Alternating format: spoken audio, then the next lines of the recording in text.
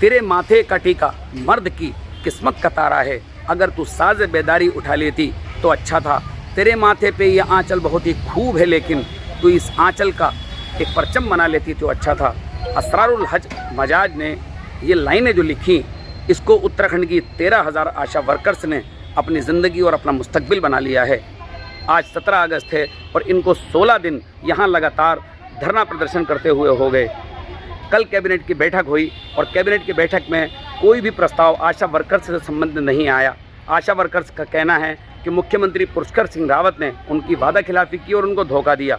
इस धोखे का उनको जवाब देंगे और अपने आंदोलन को बदस्तूर जारी रखेंगे। ज़रूरत पड़ी तो अगली बैठक में रणनीति बनाकर इस आंदोलन को उग्र भी किया जाएगा।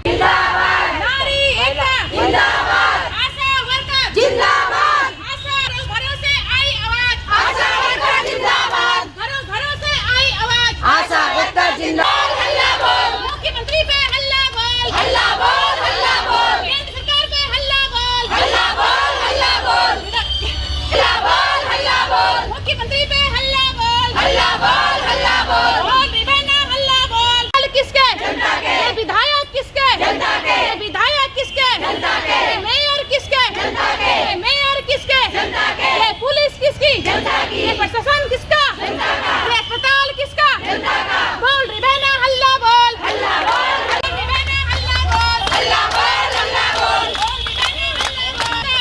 आशा वर्कर जिंदाबाद, इनकलाब जिंदाबाद, इनकलाब जिंदाबाद। भारत माता की जय, भारत माता की जय। आवाज दो, हम एक हैं, आवाज दो, हम एक हैं। अभी तो लड़ाई है, आगे आओ। वेतन मान दे न सकी जो, वो सरकार निकलती है। वेतन मान दे न सकी जो, वो सरकार।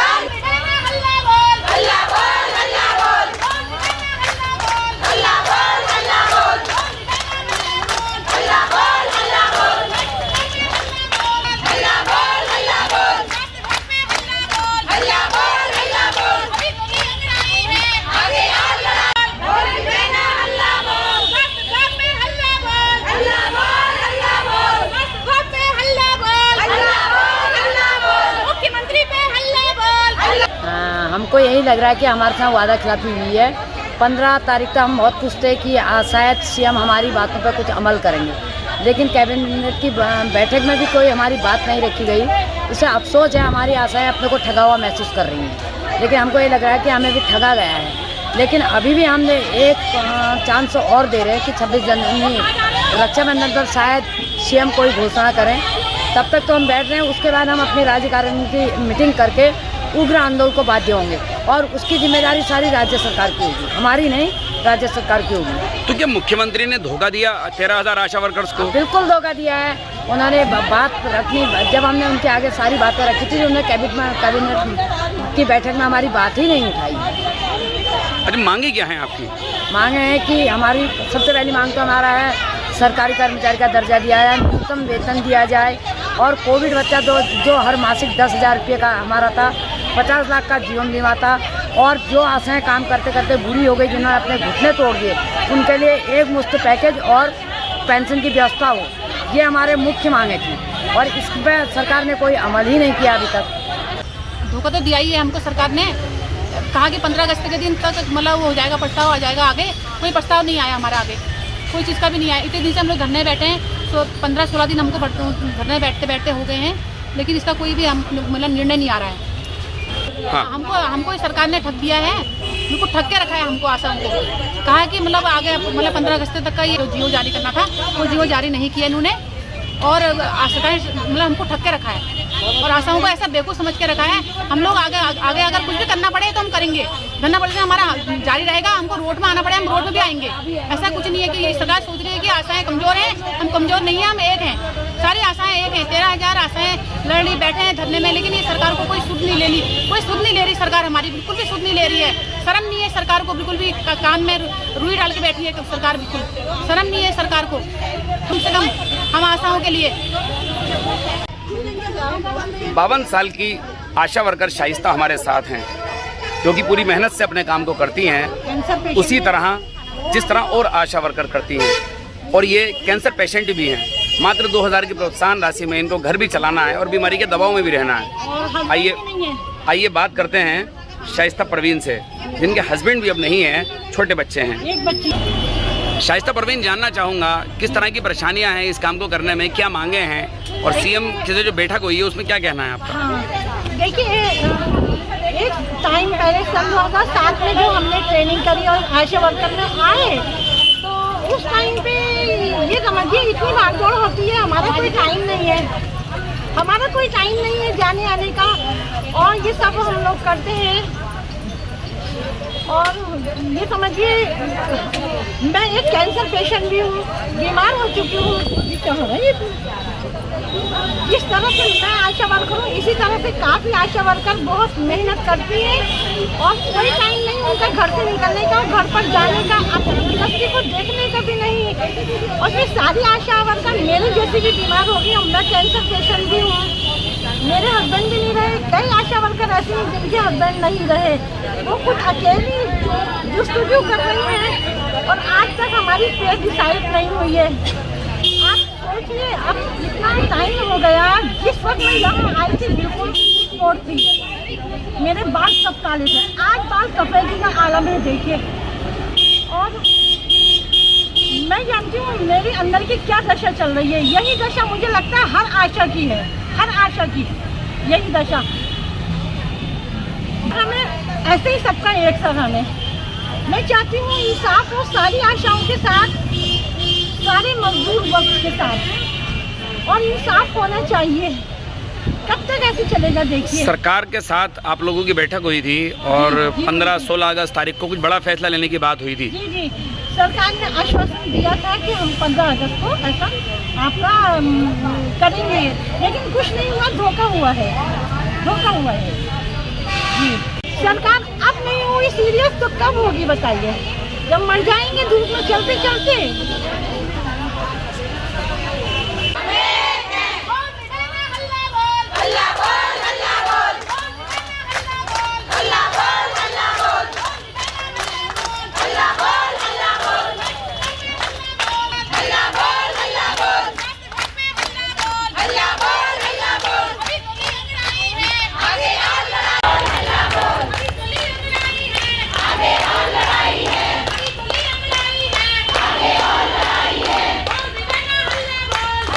देखिए ये तो बिल्कुल बहुत ही शर्मनाक बात है, और मुख्यमंत्री जी ने खुद कहा था कि वो 9 तारीख को जब आशा मिली थी, कल ही आपको अच्छी खबर मिली, परंतु अभी तक कल फिर चंपावत में भी मुख्यमंत्री जी आए थे, तो वहाँ भी चंपावत की आशाएं मिली, तो उन्होंने कहा हमने आपका बढ़ा दिया है।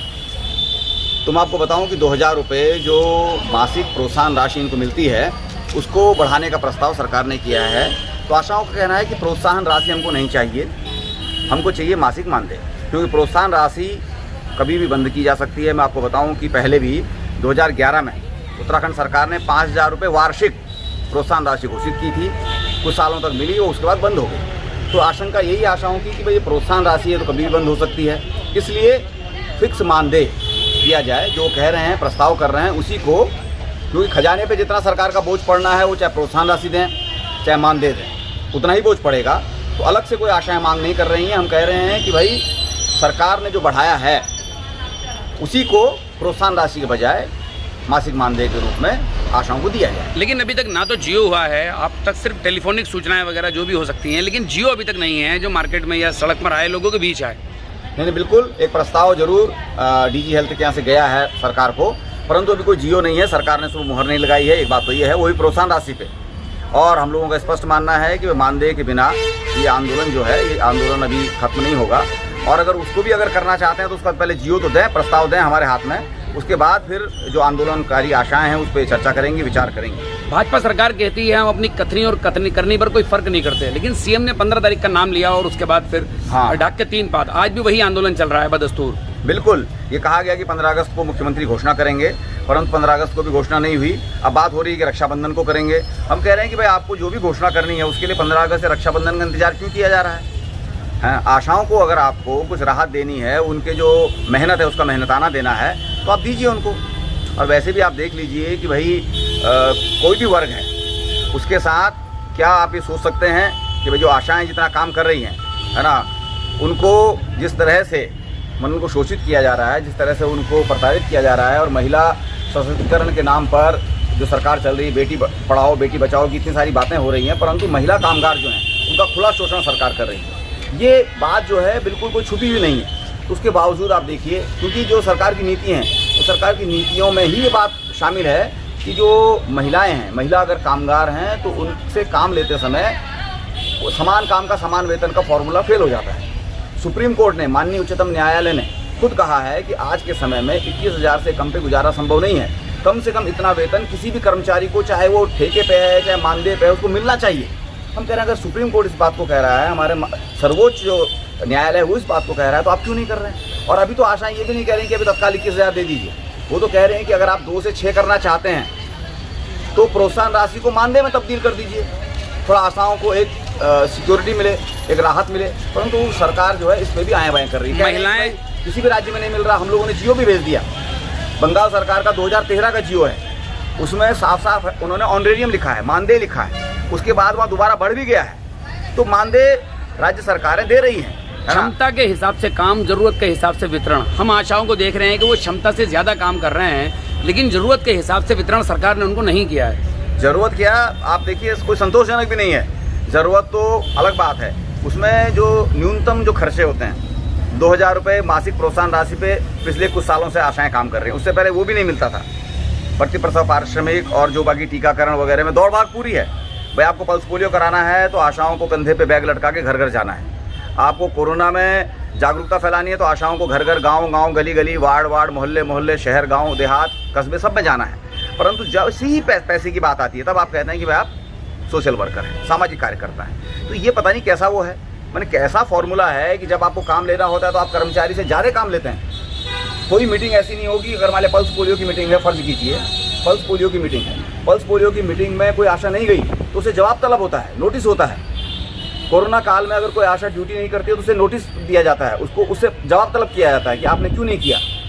तो आप जवाब तलब करने में तो आप सरकारी कर्मचारियों के तर्ज में व्यवहार करेंगे, पर जैसे ही उनको दाम की बात आएगी तो आप मानदेय देने में भी कहेंगे कि भाई बिल्कुल हम नहीं दे सकते हैं क्योंकि आप तो सामाजिक कार्यकर्ता हैं। तो ये जो दोहरापन है, ये जो पूरा का पूरा एक प्रकार से महिला कामगारों के प्रति एक महिला होने के नाते जो नज़रिया है ना, तो वो सरकार लगातार दिखा रही है। ये बहुत गलत है और सरकार को तत्काल आशाओं के सवाल पे, देखिए आज आप जान रहे हैं 16 दिन हो गए हैं लगातार आशाएं, और न सिर्फ वो कामगार हैं बल्कि वो अपने घर परिवार, गाय बछिया, अपने बच्चों को छोड़ करके धरने पे बैठ रही हैं और अपने समय का पूरा जो इस्तेमाल समाज के लिए होना चाहिए वो नहीं हो पा रहा है ना। तो अभी तो सरकार को ये भी चाहिए, न सिर्फ आशाओं के हित में बल्कि स्वास्थ्य विभाग के हित में, पूरी जनता के व्यापक हित में, और जिस तरह से कोरोना का दौर है उसमें तत्काल आशाओं की समस्याओं का समाधान कर। दीप जिसका मल्लाह ही में जले, चंद लोगों की खुशियों को लेकर चले, वो जो साए में हर मसलहत के पले, ऐसे दस्तूर को सुबह बेनूर को मैं नहीं मानता, मैं नहीं मानता। मैं भी खाइफ नहीं तख्ता-ए-दार से, मैं भी मंसूर हूँ कह दो अगियार से। क्यों डराते हो जिंदा की दीवार से, जुल्म की बात को, जहल की रात को मैं नहीं मानता, मैं नहीं मानता। फूल शाखों पे खिलने लगे तुम कहो, जाम रिंदों को मिलने लगे तुम कहो, चाक सीनों के सिलने लगे तुम कहो, इस खुले झूठ को, जहन की लूट को मैं नहीं मानता, मैं नहीं मानता। तुमने लूटा है सदियों हमारा सुकून, अब न हम पर चलेगा तुम्हारा फसूं। चारागर दर्दमंदों के बनते ही क्यों, तुम नहीं चारागर कोई माने मगर मैं नहीं मानता, मैं नहीं मानता। आज कंक्लूजन के तौर पर हबीब जालिब की ये नज़्म ही आपके लिए पेश की गई है। इसको सरकार को भी सुनना चाहिए और जनता को भी। मुख्यमंत्री पुष्कर सिंह से वादा खिलाफ़ी और उनके धोखा देने के इल्ज़ाम के बाद यही नज़्म बनती है। जिस तरह के इल्ज़ाम और जिस तरह के आरोप आशा वर्कर्स लगा रही हैं, फ़िलहाल इनका धरना, इनका प्रदर्शन, इनका कार्य बहिष्कार अब आगे बढ़ने जा रहा है। बात अब दूर तक जा रही है, कैबिनेट में कोई प्रस्ताव नहीं आया है और आगे आपसे बहुत कुछ कहना नहीं है। आप सब लोग जानते हैं, जनता है, सब कुछ समझते हैं। साथियों, मैं चलता हूं। आप हमारे इस खबर को YouTube पर देख रहे हैं तो सब्सक्राइब करना ना भूलें, और अगर Facebook लाइव पर देख रहे हैं तो लाइक करना ना भूलें, शेयर और कमेंट ज़रूर करें। साथियों, मैं चलता हूं। मैं आपका दोस्त, आपका भाई, मैं सरताज आलम, खबर 7 हल्द्वानी।